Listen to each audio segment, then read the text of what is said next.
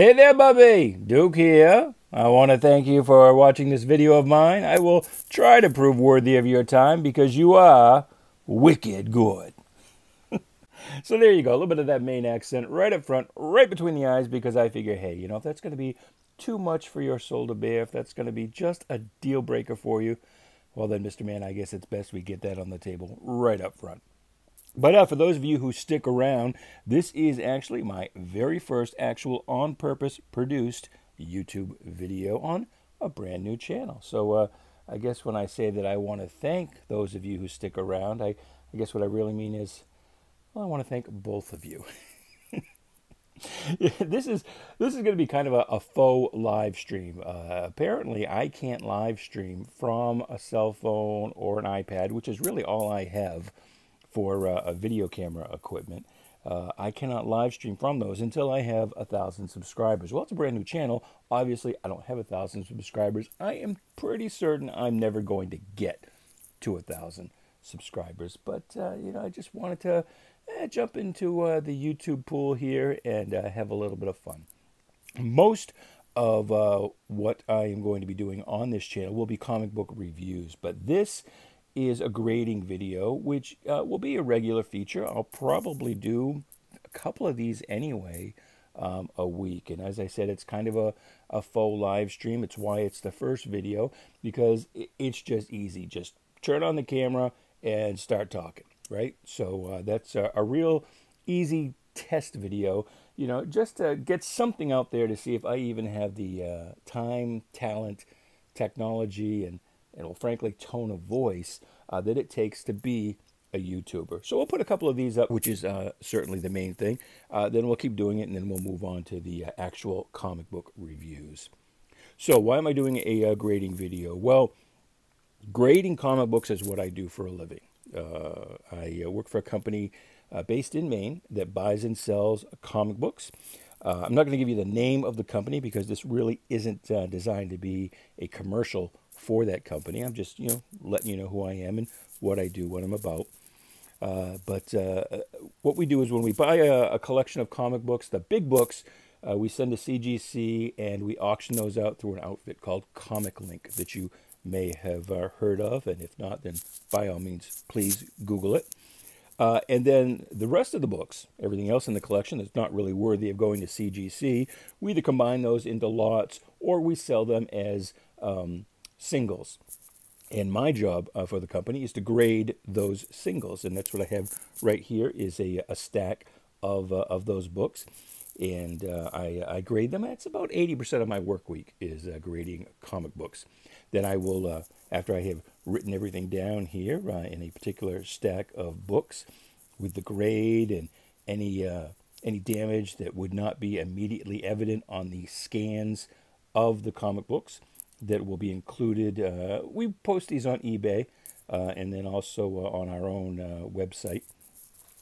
We have a Shopify store there, but mostly on eBay. And so those will be graded and those will go up there. And these books that we're looking at, they will probably be up, I'm going to guess, within a week or so. So however long it takes me to get this video actually recorded and edited and then uploaded onto YouTube on the hamster wheel of an internet service here in the Willy Wax of Western Maine. Whatever date you actually see on the video for when it got uploaded, within a week or so of that is when you'll be able to see these books online, and you can maybe follow them and see what they go for. Again, I'm not going to give you the name of the company, but if you search out a particular book title and issue number, a lot of the books in this stack, you're probably not going to see a lot of them, so you will be one of those companies. So anyway, I just thought it would be fun to go through what I do, the grading, and as I said, it's about 80% of my work week. The rest of it, when I run out of singles, I will be listing. As I started to say, I write down everything, I grade the books, and then I pass it off to a couple of people who do the actual listing of the books, either for the Shopify site or for eBay. And then when we run out of singles, don't have enough to keep me busy doing that, I will then work on listing lots and things like that. So that's usually the other 20% of my work week. So anyway, we'll go through these books. I will show you how I do my grading, and then we'll talk maybe a little bit about each books. I don't know how long this will be. I'm just going to do this one stack. I'm hoping to get through this in about a half hour. I don't want this video to be too long, because as I understand it, the optimum length of a YouTube video is what, about 15-20 minutes. So I don't want to try your patience, certainly. It may look a little weird because, one, I understand I can't get everything here, the entire cover on the screen. I'm just filming this with an iPhone, as I had already noted, and it's kind of an older iPhone. I've just got like a 5, and I'm just using as a microphone the EarPods. So hopefully the sound and video quality will be acceptable to you. Again, I can't get everything up on the screen. And the other thing that might seem a little weird is I have to take my glasses off. Take my contacts out, take my glasses off when I do the grading. And so without my glasses, I literally have to hold the book like, a couple inches from my face. So I'm going to get real close up with you here from time to time. So the first book we have in the stack here is I Spy. And this was a 6-issue series. And you may be able to see the screen here. And you may hear me from time to time put my glasses back on when I have to go to the far vision. But this was a 6-issue series that came out in the mid-'60s, starring Robert Culp and Bill Cosby. And Bill's a little questionable, but these days problematic, to coin a phrase. But I have not seen that impact the prices of these types of books. And this is really, for this type of book, this is wonderful, wonderful condition. We get a lot of these Gold Key licensed property books, and they usually come in really kind of beat. Like a fine condition is pretty darn good. Because really, I mean, it was the superhero comic books that were collected and saved and, just kind of held in pristine condition by the fanboys of the 60s. These types of books were generally purchased more by the general consumer, and they were treated pretty roughly. I mean, they were treated like the disposable consumer goods they were. So we don't get these really very often in condition as nice as this. And so when I grade a book, I sort of I take a look at it, I get an overall impression, and I go, okay, well, that's fine, that's a very fine. And this one I'm going to say this is probably a very fine, bordering on near mint, and then I start narrowing it down. So I look along the spine, and what have I got? I've got 1 or 2, 3, 4 very light spine ticks. All the corners, I'm hoping I line this up right because my head is actually a little below where the camera is. So hopefully you can see what I'm pointing at. But all the corners are nice and tight. The back cover looks good. No wear, no buffing, rubbing of any kind, no ink smudging. That's nice. The paper is still quite nice. I always check the centerfold. I flip through the book lightly just to make sure nothing's missing. I check the centerfold to make sure that's nice and tight. This is a weird thing. Gold Key reader's page, and people sent in drawings of different monsters. This is bizarre. And of course, something you wouldn't see these days is, the kid's name and, town, city and state. Not full address, but you wouldn't even get that much a lot of times these days. The artwork is, this is the thing. I grew up in the mid-'70s. Was when I first started collecting comic books, right about the end of the 25-cent era. And Gold Key books were not something that really attracted to me. And one of the reasons is, not so much that, as you can see, the characters didn't always look particularly like who they were supposed to look like. But the art was generally not that dynamic and interesting as the superhero fare from Marvel and DC. And something that also turned me off back then, and let me know if you were around back then and reading these books, if this did it for you as well, or more correctly, didn't do it for you. But these square word balloons, now this is hand lettered, but the square word balloons just turned me off as a kid. They looked very mechanical and cold. They look like the narrative boxes, and so that combined with the sort of static artwork sort of made the Gold Key books really a lot less interesting than they should have been.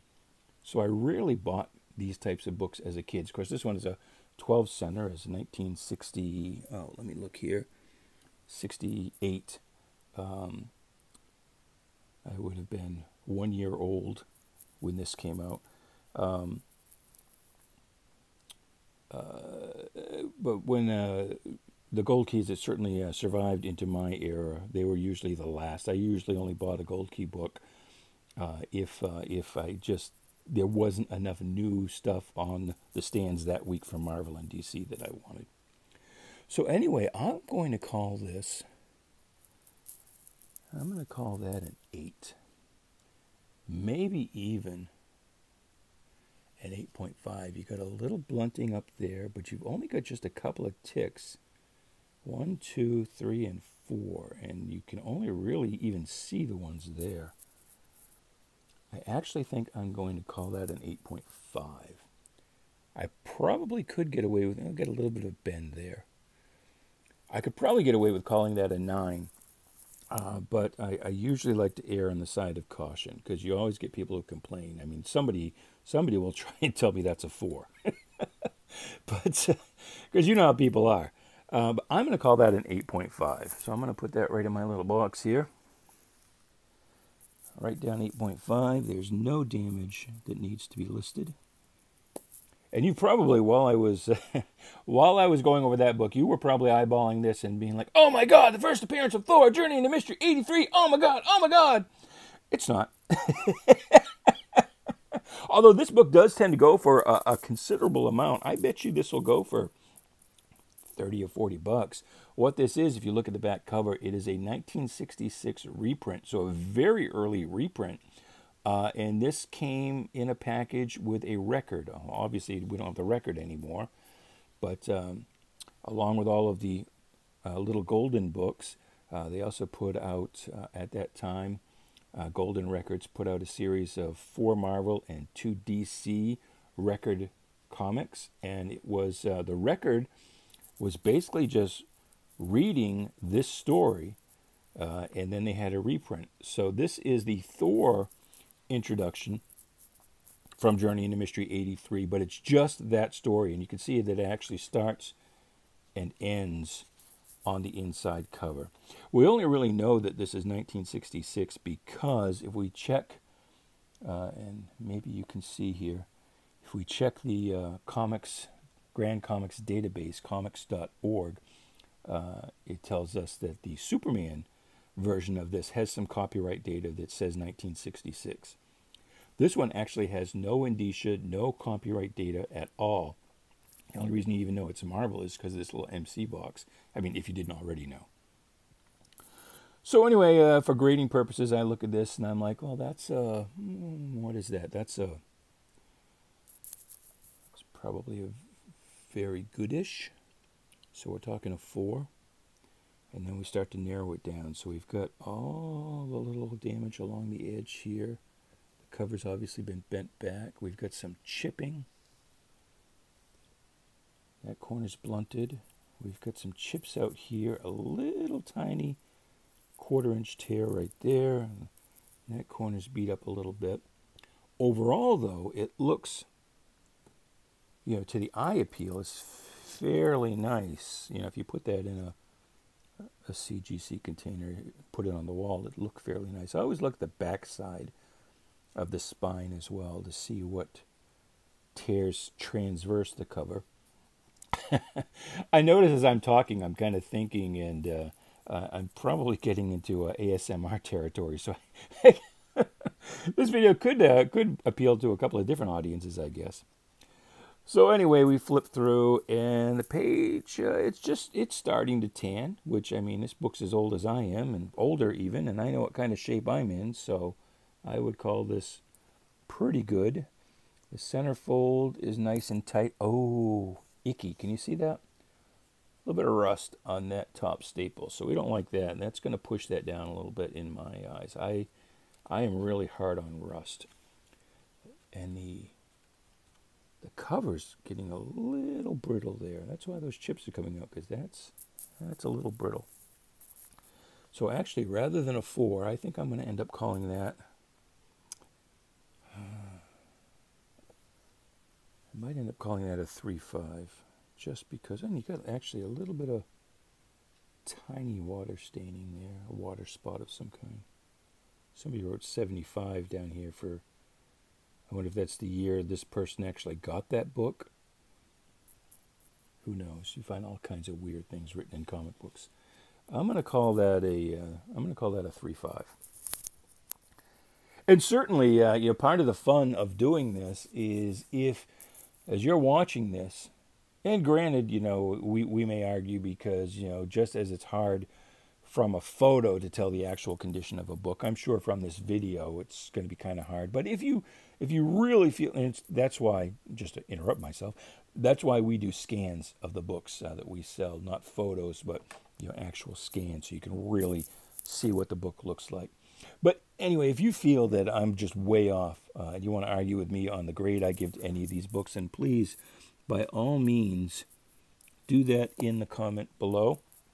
I'll probably put up some social media info as well.